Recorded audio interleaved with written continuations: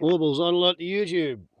Sorry about that. Last movie ran a bit long. Don't know whether it'll upload. Let's see what we've got now. Should be The End of the Outsiders, followed by First Moondog, February 14, 2016. There's, optional celebrations today. You can observe Valentine's Day, or you can commemorate the 50th anniversary of our decimalisation. The choice is yours. Or if you're a male bowerbird, you can do what we heard in the last half hour.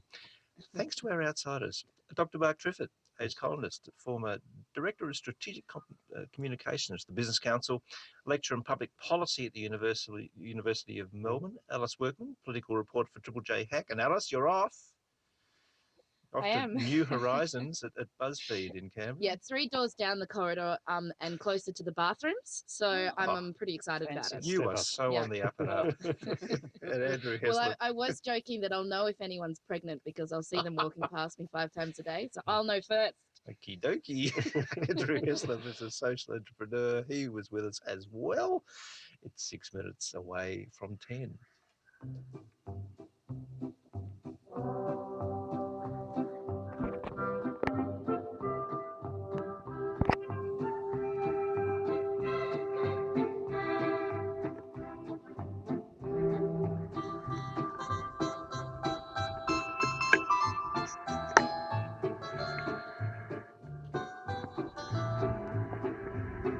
Good evening. I'm your host, First Dog on the Moon, and tonight we're broadcasting live from the kerosene room of the indentured servitude Hilton right here in downtown Dubai.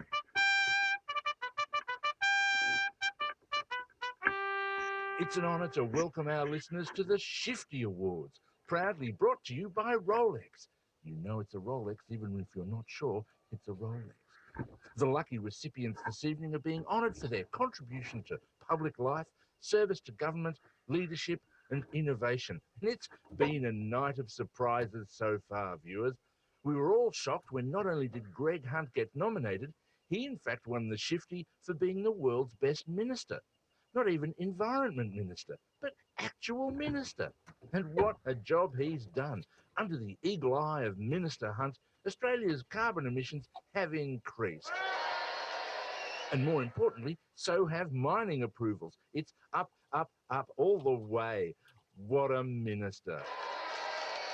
Minister Hunt graciously used taxpayer money to fly here to receive his Shifty Award, and here he is now in his acceptance speech.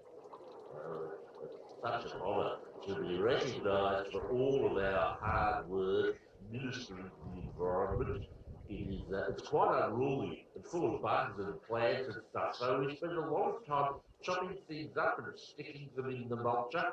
That's when we're not approving new mines to destroy great swathes of the countryside, of course. It's so important that people in the developing world have access to cheap, sustainable coal to eat. As the old saying goes, give a man some coal and he will be warm for a day. Give a man a coal-fired power plant and he will warm the whole planet forever. But Greg Hunt wasn't the only Australian politician getting a gong at the Good Government Night of Nights. Tony Abbott received the Shifty for best performance in a supporting role, not undermining or sniping. He received a jewel-encrusted automated self-knighting machine, so he can be Sir Abbott as long and as often as he likes in the privacy of his own home. Oh, thank you. God bless you, mate. And Stuart Robert received the real gold Rolex Shifty for accidental racism but not corrupt conduct. Here's Stuart now.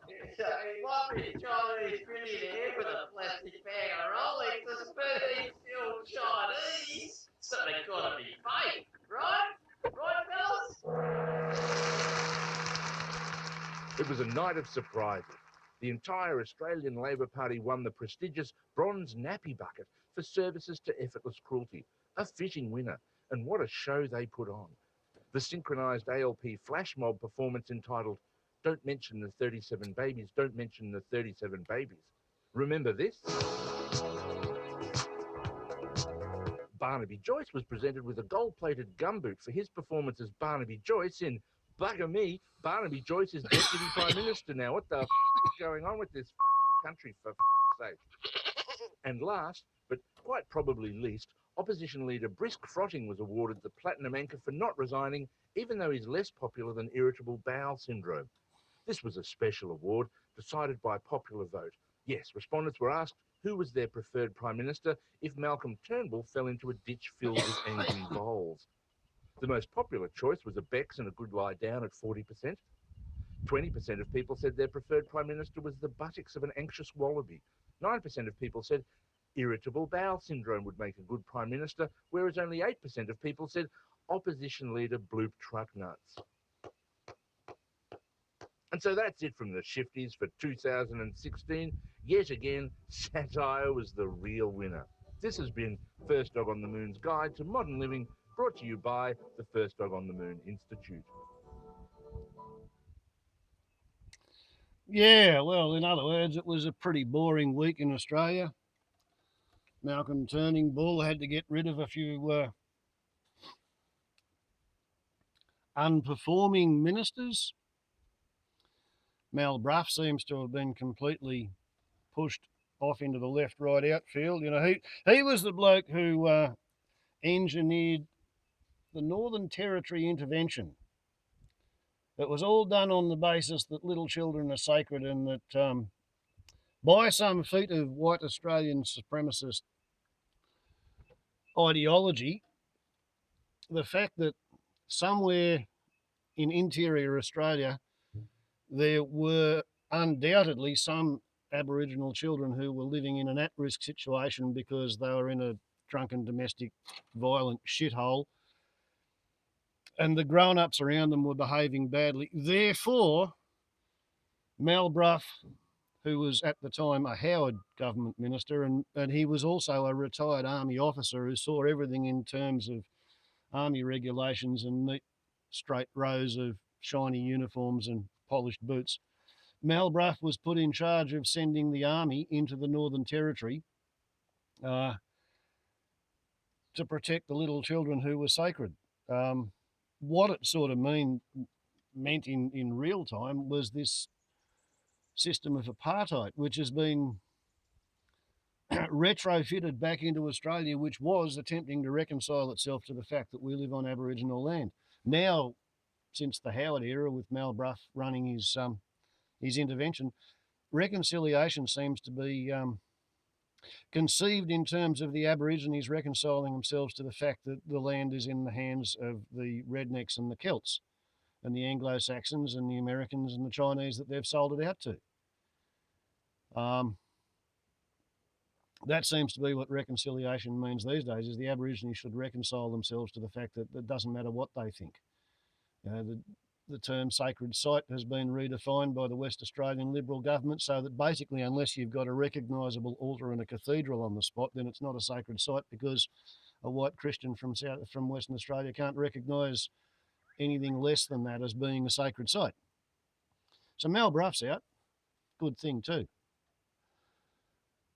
Clive Palmer's down to 2% in the popularity. He's not going to be a factor in the next election. He's apparently left a toxic waste dump that's such a cracker that it spontaneously catches fire on the outskirts of his nickel mine in Queensland, the one that's gone bankrupt after giving him $2.5 million to his political party in the final fortnight that it was still trading. It's possible that it may have been trading while insolvent when it gave Clive Palmer the money, but time will tell on that one. Time will tell.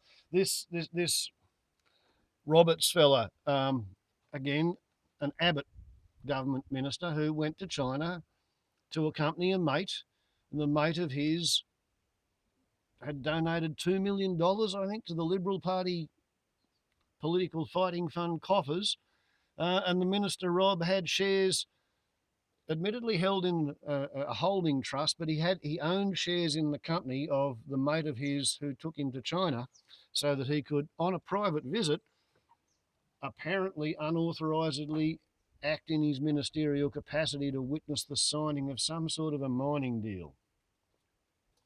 And then when his Chinese mate at a dinner reached into a plastic shopping bag and pulled out and handed out 10 Rolex watches, gold Rolexes valued at $40,000 each. So we've got $500,000 or $400,000 worth of gold Rolex watches in a shopping bag, and handed them out to, Rob, and Tony Abbott got one. Whole bunch of all Liberals and Nationals. They treated the watches as fakes because they got them from a Chinaman who pulled them out of a shopping bag as a thank you present for attending the dinner and being so friendly and selling so much of Australia out to the Chinese overlords.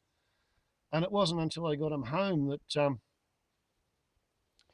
one of the Liberal Party, I'm sure it was a Liberal Party ministers, he was actually rich enough that he already owned a gold Rolex. He had one on his table at home, and when it occurred to him that he couldn't tell the difference between the fake gold Rolex that he thought he got from the Chinaman and the gold Rolex that cost him $40,000, that's when he alerted his mates to the fact that, listen, we'd better declare these things. And, you're only allowed to receive gifts up to about $50 or so. So unless you fellas have got $39,950 that you want to contribute, to the fine that you kind of get when you receive a gift and you declare it, if you want to keep that gift, you have to pay, I don't know, some government oversight committee the difference between the appraised value of the gift and what is the maximum amount that you're allowed to receive as backsheesh from lobbyists and taxpayers. So all 10 of these gold Rolexes went back to the Chinaman to put in his shopping bag and sell them secondhand on eBay, I suppose. What do you do when you've got a job lot of 10 secondhand gold Rolexes? So yeah, they reckon since Tony Abbott swapped his job and Malcolm Turning Bull came in, 14 ministerial changes. We've had corruption, we've had incompetence, we've had law breaking.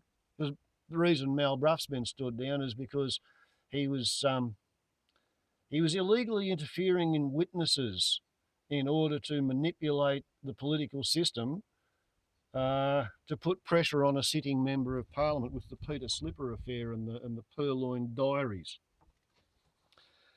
And meanwhile, what's Malcolm Turnbull been doing? He's been implementing the Abbott policy of gutting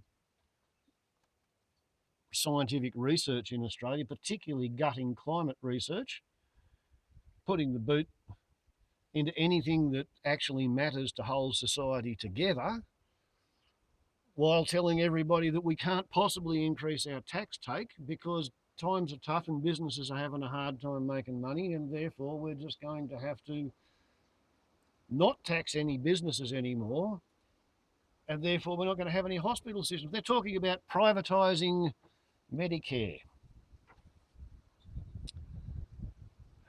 So that seems to be code talk for going to an exclusively user-pays system like the excited states does.